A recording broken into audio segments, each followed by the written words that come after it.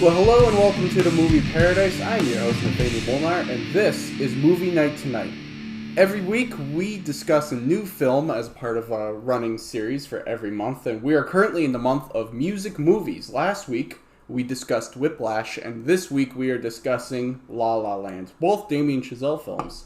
I am joined by a great panel. I have with me Matt Smith.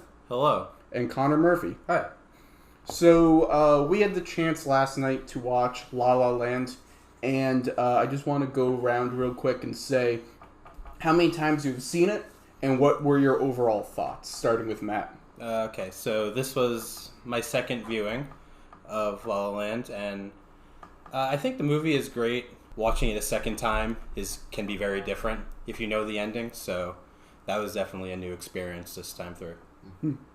I've seen La La Land just this once. This was my first time seeing it, and I have a bit of a bias toward musicals. I'm usually pretty against musicals. I liked this one more than the average musical, definitely. I was skeptical through the first half of the movie, and as the second half ramped up, it kind of got me more into it. So I enjoyed it overall.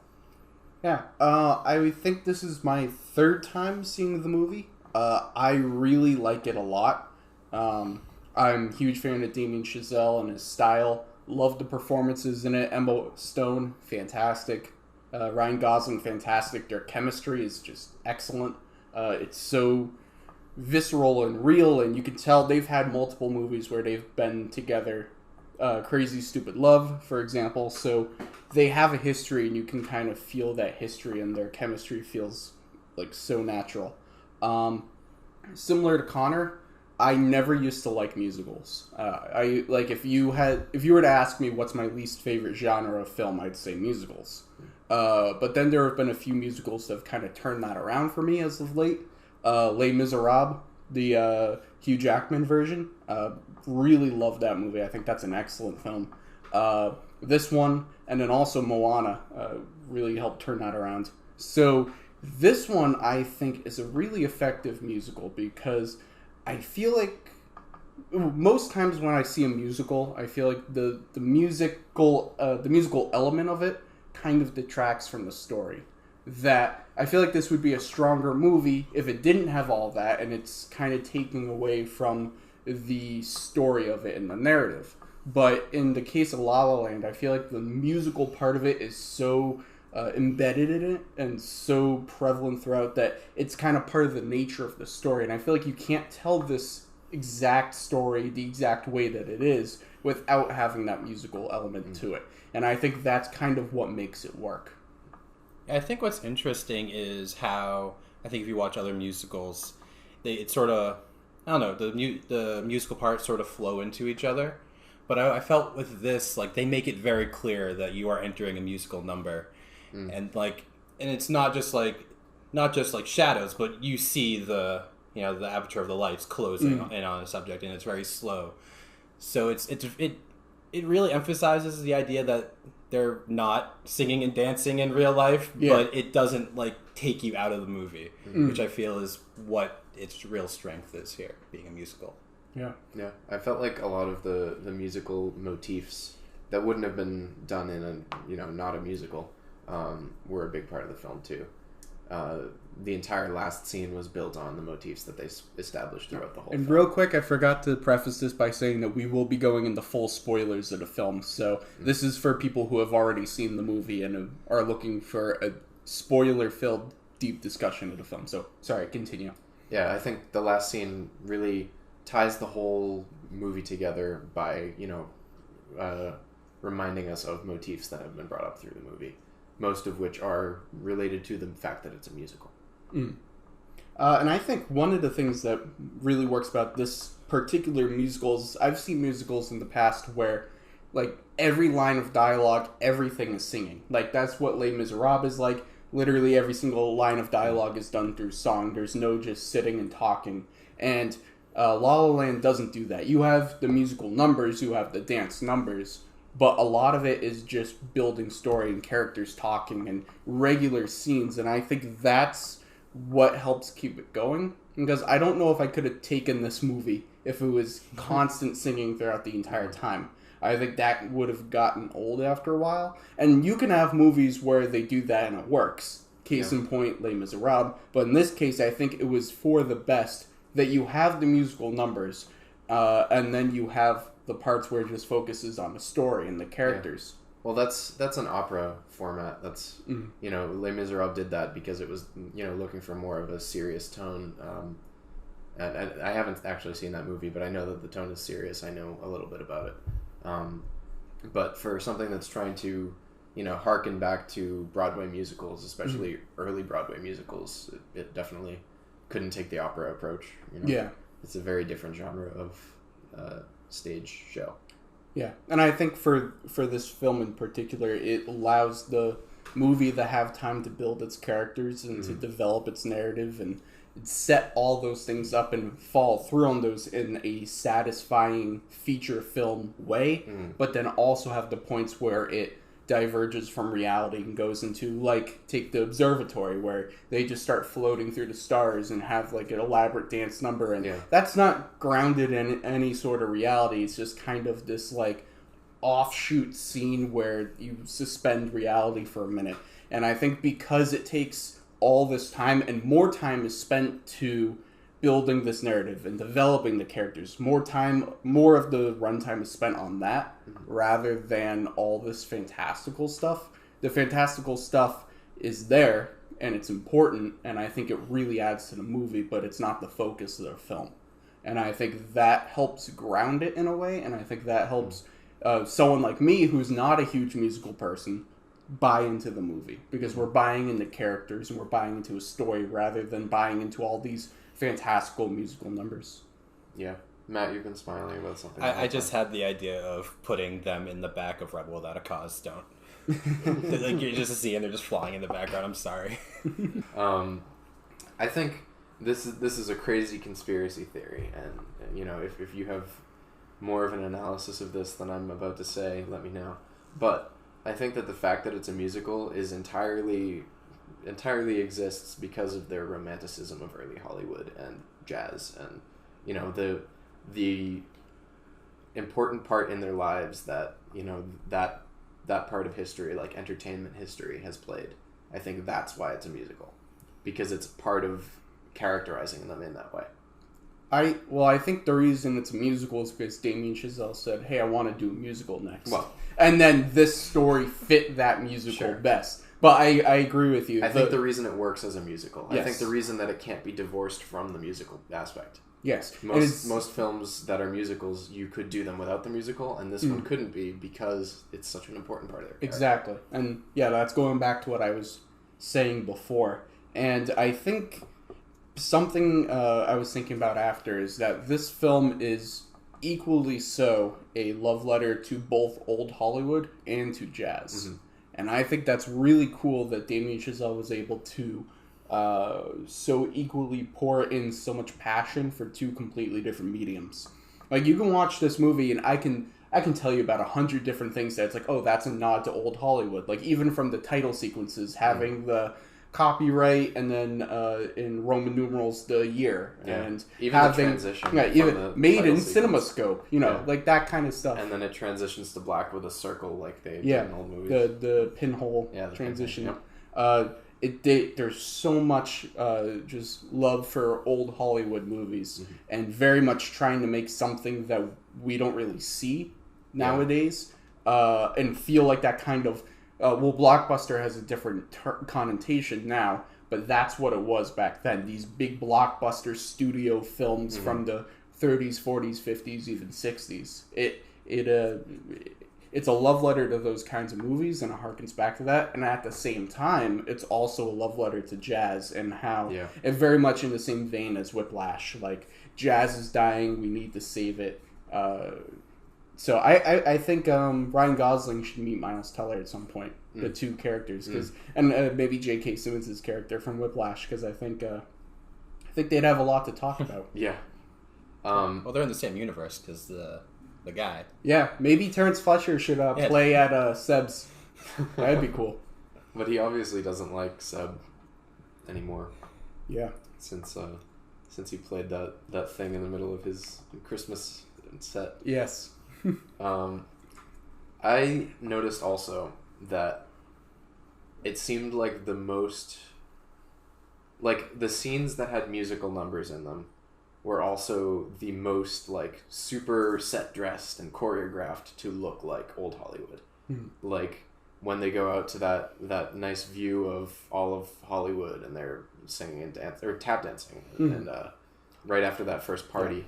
I want to talk more about that in a little bit, but continue your point. The sky looks totally fake. It looks like it's lit, you know, in a very flat way, just like it would be in old Hollywood movies. And the fact that it all looks so staged like that isn't a problem because that scene is about them connecting over this love for, you know, the past. And I think you can notice that in any scene where it turns into a musical number, they do something to make it more like old Hollywood in that way. Yeah. And I think that's interesting. They kind of step in and out of that like nostalgia thing and back into like more conventional filmmaking. And then when they're ready to go back into it, they go all in. Yeah. And I think there's a lot to talk about that one scene. The after they meet at that party and they're walking back and trying to find her Prius. I love that whole scene. I think that's one of my favorite scenes in the movie because it's all one take.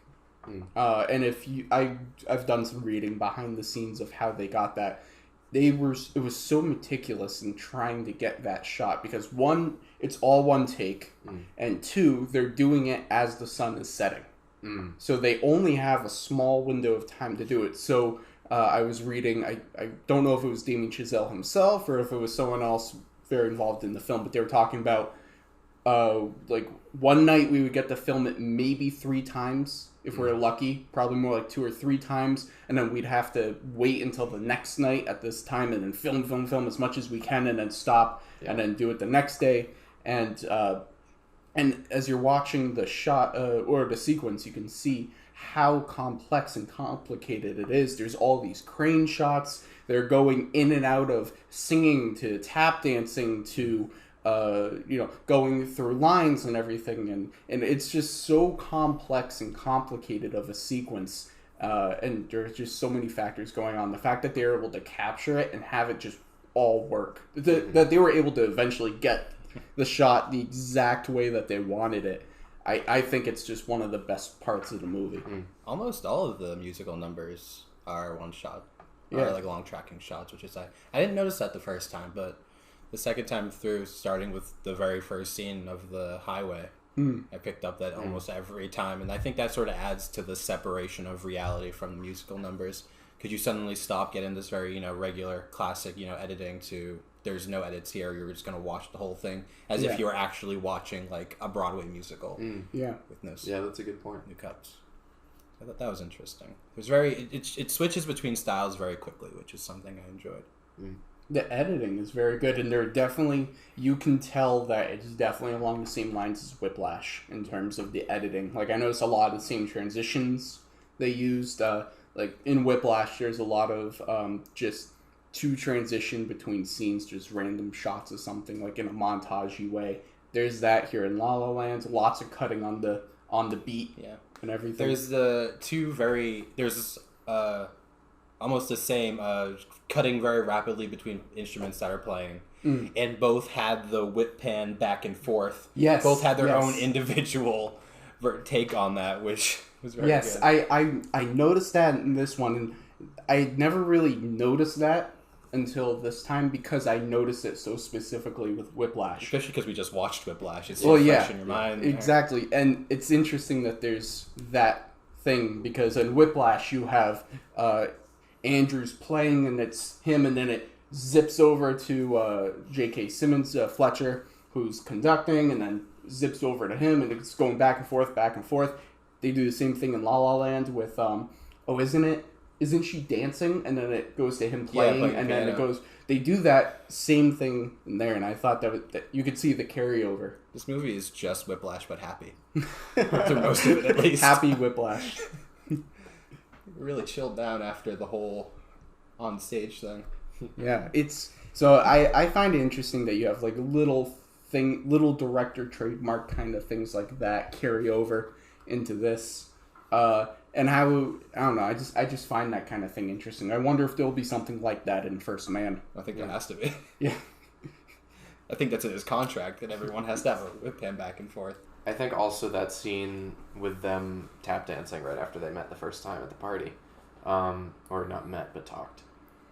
I think it also does a fantastic job of characterizing them throughout the whole scene. From their back and forth. From their back and forth, and also just like when he turns around and walks back the way he came right after the dance number. Like, yeah, his car was there the whole time. Yeah, his car was right across the street. Like, there are so many like meticulous details from that. From the way that they immediately start just talking super sarcastically about how what a waste of a night is that's the musical number, and they just like instantly have a banter, and you can see everything from the way that they walk near each other, and every detail of it is very in character, and there are so many things that you already know the characters by the end of this scene. Something I had said going off of that, something I had said in the Whiplash discussion, was that there's a lot of show not tell elements, is that Damien Chazelle gives his character's development and substance through shots of different things, whether it's something that's near them or in their room, or just different visual things that give us a sense of who the characters are without it needing to be told in some sort of exposition dump. And going off what you're saying, that's definitely here in La La Land as well. Yeah, definitely. Matt, you were wanting to talk about the colors, and I think that's a very good thing to talk about, because the color palette is just it's bright and vibrant, and I think it adds so much to the film. From the trailer, it was the color that made me want to see this movie. I don't even think I remembered that it was a musical or what it was about. I just remember seeing the color in the trailer, and I was just like, okay, I have to watch this movie now. And it's great, and watching it, this is another thing, we're watching it multiple times. Like, there is just so much. I think I noticed, like, Mia, her character, always matches the scene, especially her handbag. Always matches what's going on around. And I'm pretty sure, I might be wrong, but I think I picked up on one time she's walking into, like, the cafe, and there's yellow like awnings or something, but I'm pretty sure when she leaves, her bag is red to match something else. I may have that was something I meant to try to watch again, but I feel like even if that is the case, like, it makes sense because because of how important the color is. Yeah, and I don't know, I love it. I love stuff like that. Just definitely taking style to like a whole nother level. Yeah, all these technical elements, the color, the lighting. Like I think, Matt, you were mentioning earlier about when the musical numbers start, how all the light goes out and the single spotlight goes on them. Like, there are all these little details with the lighting and the color and the camera shots and the tracking shots and all these things that it gives so much to this film, and it brings so much to it. Now, it all adds to the, like, it changes you from you're watching a movie to you're watching a musical. And it's all like, if you're watching a Broadway stage, they can't hide the spotlight. Most of the time either goes completely black and it's there, or you actually see it closing and focusing on one person. So I feel like that is what sort of gives the back and forth feeling about watching a movie. Definitely a lot of stylistic elements that are like that spotlight closing every time. Very, very blatant. Like, he definitely made a lot of choices that were like, okay, at this point, I'm going to do this really extreme thing, and they're going to know that this is a musical. Like I said, altering the sky the way they did in that scene, and the spotlight appearing, and the last scene being entirely like a musical, on stage. They built sets for it. Yeah. The fact that they are so blatant about it, I think, is the reason that the musical element works even more than just the fact that it's vital to the characters. They totally embrace it. Yeah. I do want to talk about that whole ending sequence, because I think that whole thing is phenomenal. I have a lot to say about the ending. Yes. Just to set the stage a little bit, we're talking about... So I think it's when Emma Stone, character Mia, she has her husband, and they take the exit ramp, and they discover Seb's. And then you have that whole, montage-y sequence showing what it would have been like if they had been together, and all these big musical stuff, and then it ends with the hard truth that they're not together, and then they just leave. Yeah. So, Matt. Okay, so you find people that get upset that, with movies, they always end up together. They're going to end up together. Exactly. And I think watching it a second time, knowing that they don't, adds so much more, because you can't rely on it's a movie. They're going to end up together. And then people who ask, why is it always the same? Because when they don't end up together, it feels horrible. You feel betrayed. You feel crushed. You're like, I just spent 2 hours watching this movie, falling in love with these characters, and now they're just going to separate? You want me to believe that him doing that nod at the end, like, I understand. I'm okay with this. It's your life. No. There's no way he was okay with that. He went and cried right after, I guarantee you. Just like we all did. And then you want me to be happy that she just goes off with this random dude who I don't know. I hate that guy. He's my least favorite character in all of cinema. At first, I thought he was the brother of the guy she was with originally. Oh, I could totally see. Well, I think it's just bland white guy. Yeah, I think he just tried to make him as generic as possible. Yeah. God. I remember watching this movie the first time. I thought I was going to have to hate this movie forever. And then, not to make it even worse, but now they're like, okay, we're not going to give you what you want, but here's what you wanted. But now we're going to remind you that that's still not what you're getting. I think it's... I hate and love this ending so much. Well, I think it's genius, because it's really, as much as the movie is kind of playing on old Hollywood movies and everything like that, it then takes it in such a completely different turn. And then it even goes out of its way to show you, like you were saying, oh, this is what you did want. This is what you wanted.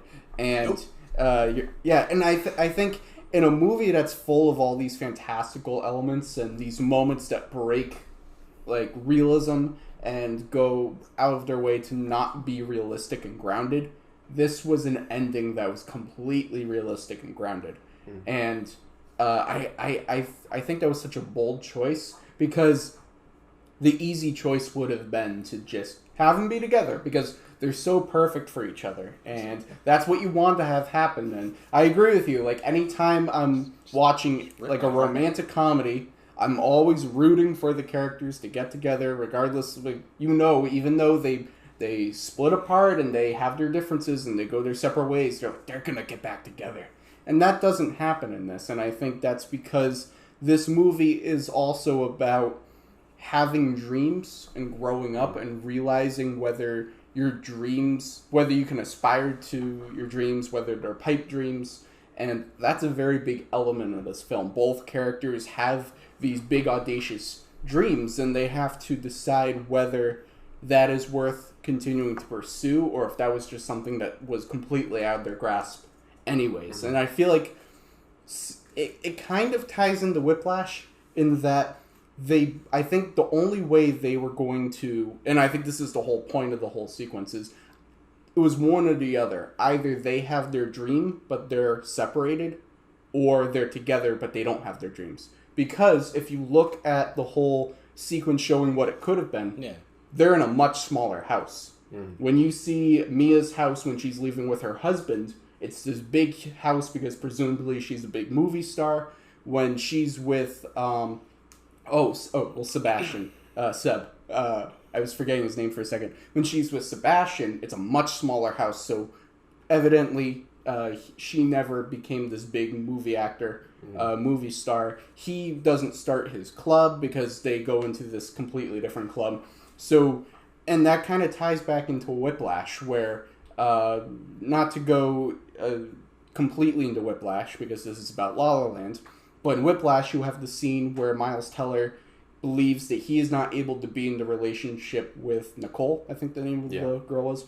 He's not able to be with Nicole because she would keep him from his passion. She would keep him from his dream. And he believed it had to be one or the other. Either he is the best drummer to ever live, or he is with her.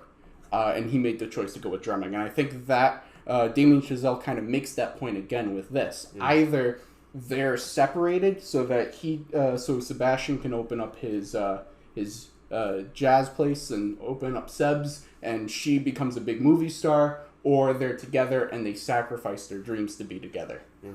They're the same movie. There is some very similar.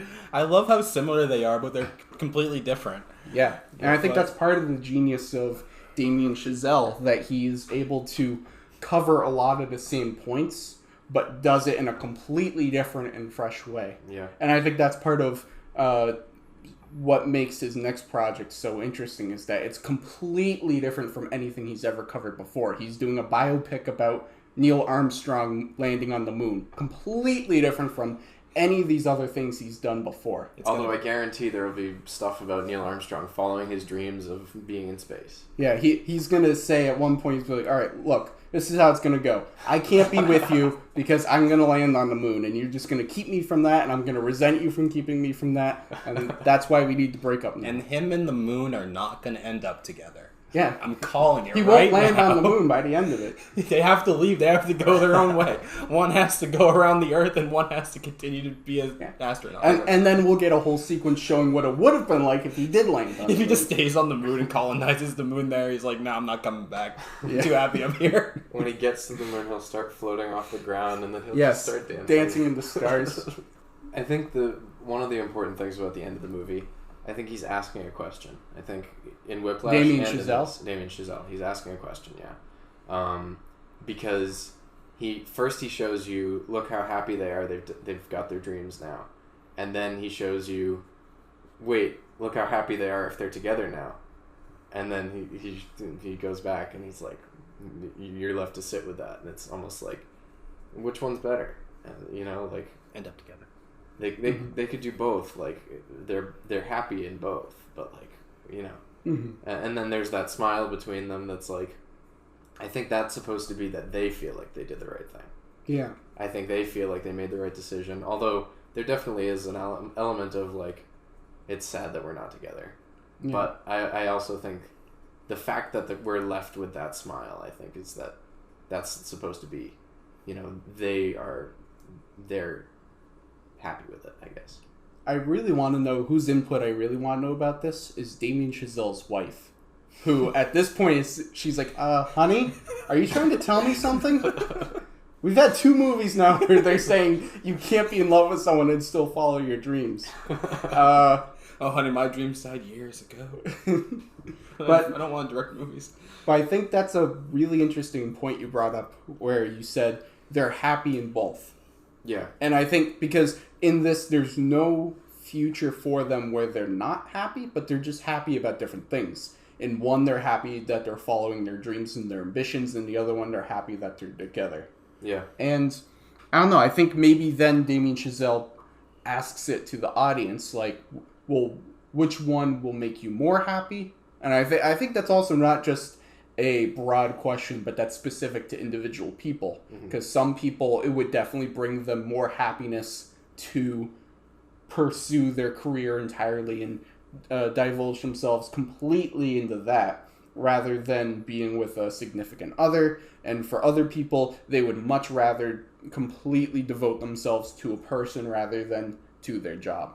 And so I don't know if it's necessarily Damien Chazelle saying, oh, well, we have to pick one. Which one is it? It's more just saying you'll have happiness either way, I guess. I don't know. It's in the same sense that this is a very sad ending, it's also very uplifting in terms of its message, in a way. I don't know. It's very complicated. I think the song "City of Lights" is City of Stars. City of Stars. I almost said that, and I was like, no. City of Lights is the Charlie Chaplin movie, right? Yes. City of Stars. I think that song is a perfect representation of... No, City Lights. Is it City of Lights or City Lights? That's the City Lights. City Lights. Okay. City of Stars. City of the Stars is the song. I think that song does a great job of conveying that kind of duality between the sadness and they got their dreams.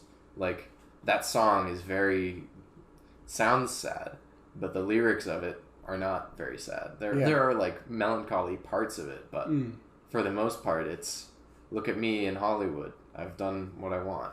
Yeah. Here's my dream.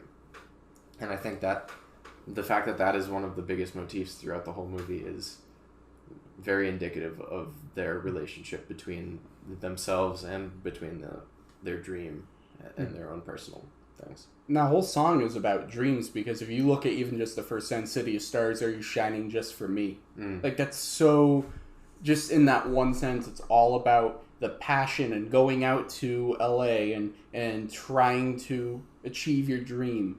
And it makes you feel like the main character. Like everyone else is just like supporting you doing your thing. Like the spotlight's on you. You are in reality, you are the main character. You are the one that is meant to succeed. And, have the happy ending. I also think it's a few things, because it's a good marriage of jazz and like theatrical music. But at the same time, it's never both of those things at once. It kind of transitions back and forth between being jazzier and being more Broadway. And I think that's key. And you can see it even more in the last scene, because that song becomes even more indulgent and varying. And I think it fluctuates wildly between being a jazz song and being a theater song. And I think it's possibly a small, at least somebody was thinking about, this will be an indication of these two things can kind of dance around each other, but they can't really, like, these two people won't ever really perfectly work together, but they could, they could be in the same, Yeah. I don't know how to put it, but the song brings the people together without, like, melding them. Yeah. And I think that's probably at least a little bit intentional for, they will always, if they stay together, they'll just kind of keep their conflict of interest will keep coming up. I want to talk about that last song that Emma Stone has, the audition song. Yeah. What a scene! Like, I think that I know I said the other scene was probably my favorite. This is right up there. I love this whole sequence, because something I noticed this time around that I hadn't really necessarily picked up on before is that every time before the scene that she sang, she was very quiet. She never really sang too much. It was very much just very quiet singing. And then this time is when she really finds her voice, in terms of the song and in terms of the scene, narratively, what's happening. She is, in this scene, she's empowered, and she knows at this point she's been fed up with the whole system of everything that's happened to her before, and this is really the scene where she comes into her own. And I think they even showcase that, even just with the volume of how loud she sings. And this is where we really hear Emma Stone's voice. And I think it's a beautiful sequence. And it's all one take as well. Going back to what Matt was saying about how a lot of these musical sequences are all one take, that one is all one take. And I was reading a little bit about behind the scenes on this. A lot of the times when when they're recording musical numbers for movies, they'll have a pre-recorded track of everyone singing, and then everyone lip syncs to it. In this case, Emma Stone was singing it for real, and she had an earpiece, and she had the composer playing the music for it, the piano for it in her ear, so she could go along with it, and she just did the whole thing live on her own. And I think that kind of helps with the rawness of the scene and the emotional quality of it. It feels very genuine and open, and like she's opening up herself for everyone to see. Both the character and I think also Emma Stone in terms of her singing. That brings me to a point that I heard a little bit about. I haven't read into it too much, but apparently there was a decent amount of criticism for who they cast because of their singing voices. I hadn't been aware of this too much, but I saw a few comments about it online when I was in terms of like people didn't think that they did a good job singing, or there was a criticism that they picked people who weren't singers rather than picking people who had trained to be like Broadway singers. And then that they criticized their singing voices also. Did they see Les Mis? Like that's like way more of that than La La Land is. Hugh Jackman's kind of a stretch. I gotta go off on this a little bit. And anything I say is not directed at you. Oh, no, it's directed at the people saying this. Yeah. They're making a movie. Don't bitch to me about you saying, we needed Broadway actors for this movie. Well, No, get Broadway actors for a Broadway show. Mm. And get actors for a movie. Mm-hmm. That is how these things go. So, yes, could you have found better singers on Broadway? Yeah, of course you could. But you needed film actors, and acting on stage is not the same thing as acting on screen. Mm-hmm. There is there's a huge difference. And if you take someone who's on Broadway and has studied on Broadway, and they are fantastic on Broadway, but then put them in front of a camera for the first time and say, go, you're not going to get that good of a film performance. Yeah. Because you're trained completely differently. I'm not going to go into specifics because that'd just be rambling, but you're trained completely differently for stage theater as opposed to acting on screen. Mm-hmm. And so, yes, could you have gotten better singers if you had gone on Broadway? Sure. But you're not doing a Broadway production. You're doing a film. You get actors. And first and foremost, especially for a film that is not 100% singing, for one where there's probably 6, 7, 8 different musical numbers, you need great actors. And you need people who are going to be able to carry the movie. And that's why you get Ryan Gosling and that's why you get Emma Stone, who are both nominated for their performances, and Emma Stone won her Best Lead Actress Oscar for this movie. Emma Stone also won Best Picture for about 30 seconds. Well, this whole film did. But the card said Emma Stone. That's did you true. know that? That's true, yes. When they read it, that was her Best Lead Actress. And they forgot to switch out the card because the guy was tweeting. The guy who was supposed to make sure that didn't happen was on his phone, which was not allowed. So I don't know that guy's name, but it was all his fault. He doesn't have a job anymore, I can tell you that. Also, I don't know if I think I've shown Matt this at least. But I don't know if I showed the video that goes over how it's designed. Yeah, the typography of it. Did I show that to you, Nathanael? What was it? The typography on the card of the Oscar. Oh, yes. Yeah, that's definitely highly recommended to anybody listening. Great video about how the card was designed and how that was part of the problem. You can't talk about this movie without bringing that up. Yeah. No. It's too good. No, it's such a good video. So, and I mean, on the top of that, I thought they did pretty good. I thought they were fantastic singers. Especially not the singers, but the choreography. Oh, definitely. I thought they did good, and it's all one take, so you know it was them. Yeah.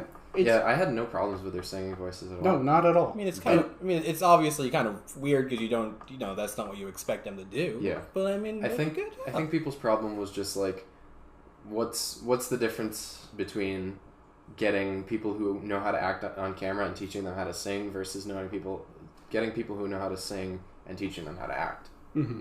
I understand the argument, but I also don't think that.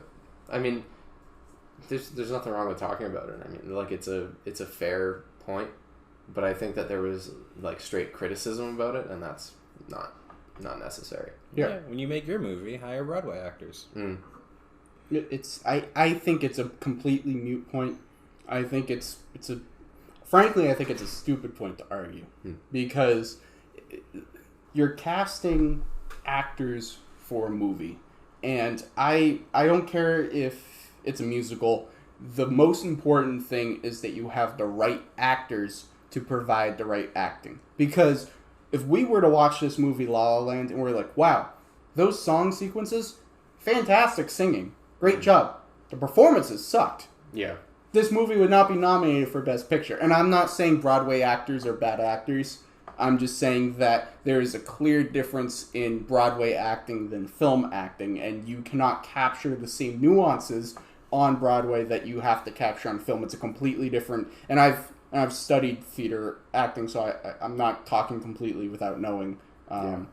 So I'm saying that I know that there are differences in how you learn it and the craft of it and the study of it. So just taking theater actors from Broadway and just sticking them in a film, you're not going to be able to get the same level of performance that you would get from a Ryan Gosling and from an Emma Stone.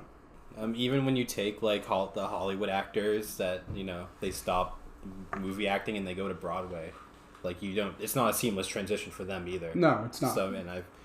So if you mean, there's definitely a difference that's very visible. That on stage, it's okay. It's a stage performance. It's not. You can't have it 100% perfect. But when you have a movie and you can choose the best takes, and you're gonna get those best takes from people who are used to the atmosphere and the environment. Yeah. Mm-hmm. I think you even see that disparity when you see actors that go back and forth between Broadway and film. Like some of Daniel Radcliffe's more recent stuff, you can kind of see the theater experience leaking through. Michael Cera too. Mm-hmm. I've been following Michael Cera for a while. Yeah, there's definitely a disparity between those two forms of acting. I think the exposition was a little bit clunky at times in this movie. See, I didn't really notice like any big exposition moments necessary. Like, do you have any specifically in mind? The whole musical number where her roommates were trying to get her to go to that thing seemed just indulgent, kind of, to me. It felt very Broadway. Yeah, it felt very Broadway. We're taking this completely mundane thing and making it wild and exciting and important, but, more important than it would need to be. This is me sitting here at this movie. I hate Broadway. Watching. When's this gonna disappoint me? No, the first time I did see this movie, I remember it took me the first two musical numbers to get into it. Yeah. Like the first one in the highway or the freeway, I was like, all right, I'm still trying to get into the movie. And the second one with Emma Stone and her roommates, I was still trying to get into it. And then it's by City of Stars, or not City of Stars, the one when they're trying to find the car right after the party that we were just talking about. Yes. It's by that one that I'm like, okay, now I'm into it. Yeah. And I think they kind of have a bit of a grace period with the first two musical numbers. Because I don't think those are the strongest musical numbers of the film either. I think they're kind of fluff pieces compared to the other ones. And I think that's done on purpose to try to ease people in. Because by the time... And also, before Matt makes his point... I think what's interesting about that is that those are the two musical numbers that aren't about the relationship and the characters of Sebastian and Mia. The first one is just a bunch of people we don't know singing on a freeway. So we don't have any stakes in it, emotionally or narratively. And the second one is just about Mia and her roommates, and at that point we don't know Mia too much as a character yet. So every other musical sequence and musical number afterwards is all about Sebastian and Mia and them together, them apart, and it's about building them and developing them. And those mean more because at that point we're invested in those characters, and those characters have meaning, and so we're invested in the musical numbers. But those first two ones are the ones that aren't necessarily connected. They're just kind of more fluff pieces. And they're nice to look at. Like the freeway sequence... It's nice to look at. I think, oh, this is cool. A lot of vibrancy, and it's fun to watch. But it doesn't mean as much as, say, the audition song or City of Stars. It doesn't have the same meaning to it. Yeah, I was just gonna say that they felt very. You're watching a musical right now. We are telling you right now, you're watching a musical. If you don't like musicals, Connor, leave. Stop watching the movie. But you stayed, so it's good. See, I think that if there is any amount of that, like, this is a musical and like we want to establish that, I think that they shouldn't be trying to scare anyone away. That, like, I feel like this movie did a great job of actually roping me in after those two songs. I think that's why they're at the very beginning. Yeah. Like, I don't know exactly what time the second one comes in, but it has to be within the first 10 minutes. I do feel like those were... The first one, I could argue, like, it has a lot more reason to stay than the second song. Because it does a good job exposing, the tone. But the second one, I feel like, could have been eliminated. I honestly can't see a reason for it. And I want to watch it again before I am set on that opinion, but I did feel like that one was unnecessary. The beginning felt like it was just kind of really leaning into the musical for no reason. Yeah. And throughout the rest of the film, I felt like there was a lot more reason. I can definitely see that. And I think those two are, like I said before, those two are the weaker, or the weakest, I think, of the movie. But I think that's... I mean, maybe it's not, but in my head it's kind of intentional. Just because, for me, it takes me a couple songs to get into it and to feel the rhythm and to feel like, all right, this is natural for this movie. And so to have the first two be weaker is fine by me, because I wouldn't want the best songs to be in the beginning when I'm still trying to feel out this movie and figure out what it is. Yeah. But if we want to go into final thoughts real quick, my final thoughts on the film are that I don't think it's as good as Whiplash. I think I like Whiplash more. But I think La La Land is a really good movie. Excellent performances by Ryan Gosling and Emma Stone. They have radiant chemistry. I think cinematography is beautiful, and especially a lot of these long tracking shots that they do, I think just makes for some really compelling musical numbers. I really like that the musical element of it is so embedded in the actual story that I feel like they can't be divorced. And I think that's what makes it work, because I think, as I mentioned before, a lot of times when I watch movies, I feel like the musical element is detracting from the story, and there would be a stronger film without it.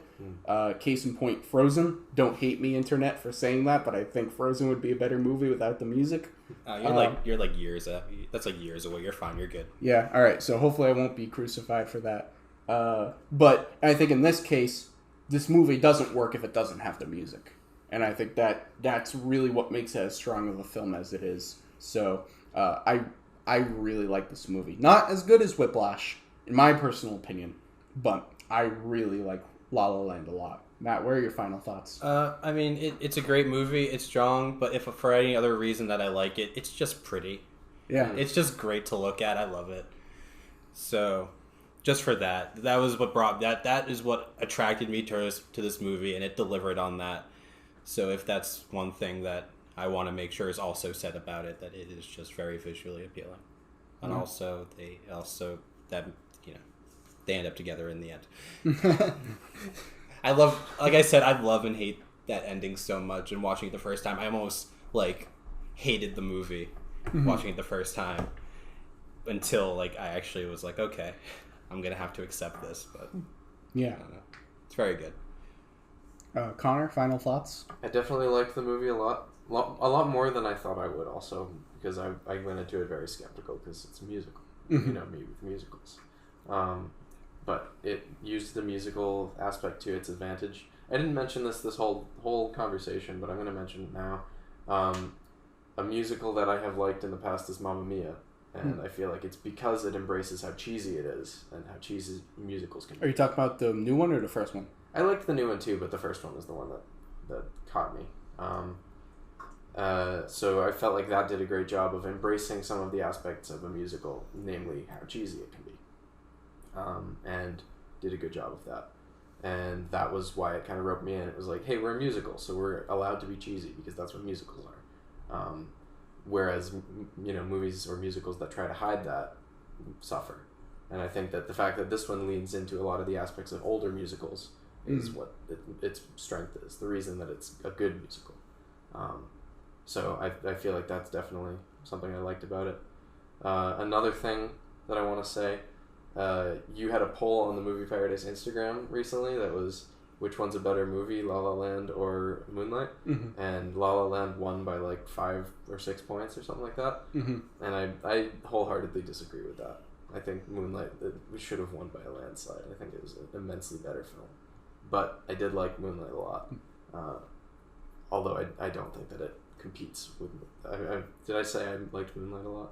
Yeah. I liked La La Land a lot. I don't think it competes with Moonlight, though.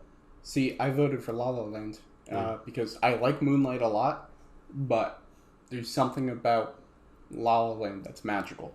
Yeah. I think I get caught up in La La Land more as an experience, whereas Moonlight, I think, is a very good movie, but I don't find myself absorbed in it or caught up in it to the same degree as La La Land, to put it very shortly. Yeah. I haven't seen Moonlight, but all I know it is as the one that beat La La Land.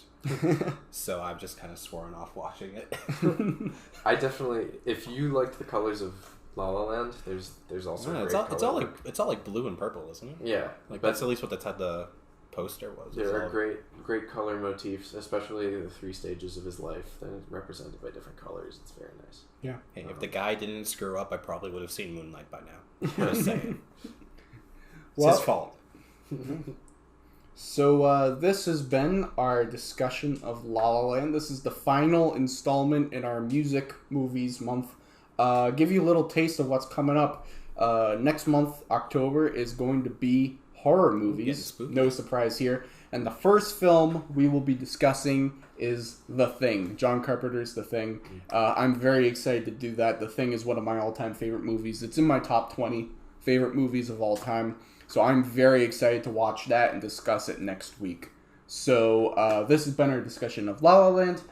Once again, I'm your host, Nathanael Molnár. I'd like to thank our panel for being here with us. Matt Smith, thank you. Thanks for having me and let me rant on the ending for that little bit there. I really need to get that off my chest. You are genuinely welcomed. Connor Murphy, thank you. Thank you.